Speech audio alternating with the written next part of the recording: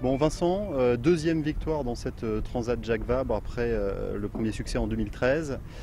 Quelle saveur a cette victoire-là?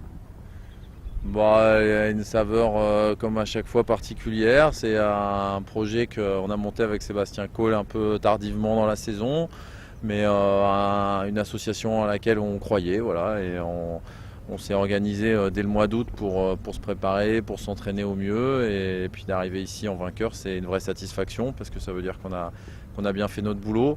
En plus, c'est une saveur particulière parce que c'est la plus grosse transat IMOCA qu'il y ait jamais eu de tous les temps. Il n'y a jamais eu 20 bateaux au départ d'une transat avec un plateau incroyable. Il y a quand même des derniers vainqueurs de Figaro, des gens comme Michel Desjoyaux, double vainqueur du Vendée Globe, toute la jeune génération qui arrive derrière. Enfin voilà, de réussir à terminer devant tout ce panel de champions, c'est vrai que ça donne une saveur particulière et une grosse satisfaction.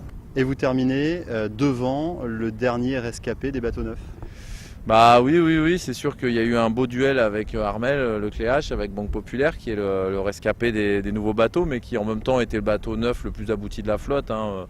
Moi j'ai la chance de m'entraîner au Pôle France de course au large à Port-la-Forêt avec les meilleurs équipages qui étaient au départ de cette transat, et clairement Armel dans la gamme des bateaux neufs était le bateau le plus prêt, le plus évolué, celui qui nous avait vraiment montré les capacités de ces bateaux-là, et il a été au rendez-vous sur cette transat.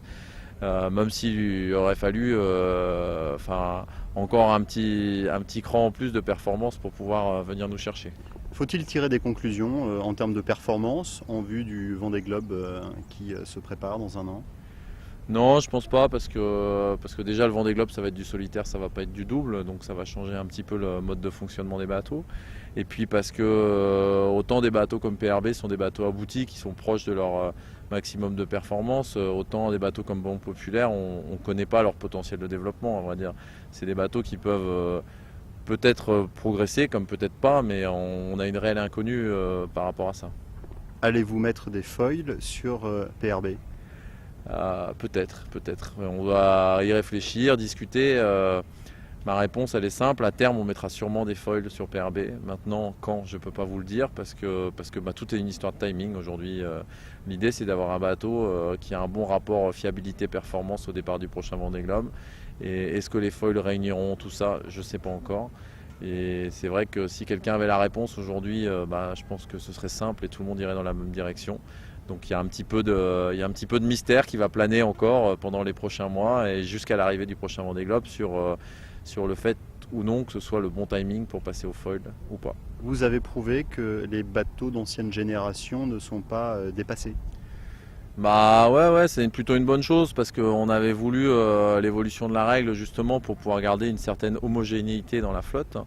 Et c'est vrai que c'est réussi parce que depuis déjà plusieurs mois, les bateaux de nouvelle génération régatent avec les bateaux d'ancienne génération, avec des points forts qui sont différents, mais avec un niveau de performance qui, somme toute, est assez proche, parce que faut quand même voir que sur la Transat, jusqu'à hier, il n'y avait pas eu plus de 30 000 d'écart entre le premier et le deuxième sur la course, donc c'est vous dire comme les bateaux ont été proches toute la durée. Donc pour moi, c'est plutôt preuve que l'IMOCA est en bonne santé, que tout le monde peut venir sur ses courses avec des ambitions sportives, même s'il n'a pas forcément le dernier cri de la technologie, et que tout ça va faire une super belle bagarre pour le public au prochain Vendée Globe l'année prochaine.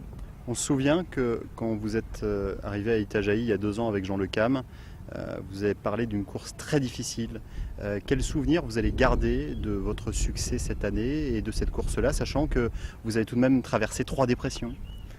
Bon, une course difficile encore, mais on s'habitue à tout. Et puis non, beaucoup de plaisir parce que une course qui s'est bien enchaînée, sans temps mort, alors avec des soucis, mais des soucis qui nous ont jamais ralenti. Enfin voilà, on a vraiment eu l'impression d'enchaîner, de dérouler la copie du début à la fin. Et c'est vrai que c'est sympa sur une course d'une durée aussi longue de pouvoir dire à la fin qu'on a régaté du début jusqu'au dernier jour sans jamais avoir été ennuyé par la technique. Je crois que c'était vraiment pour nous c'était une super satisfaction.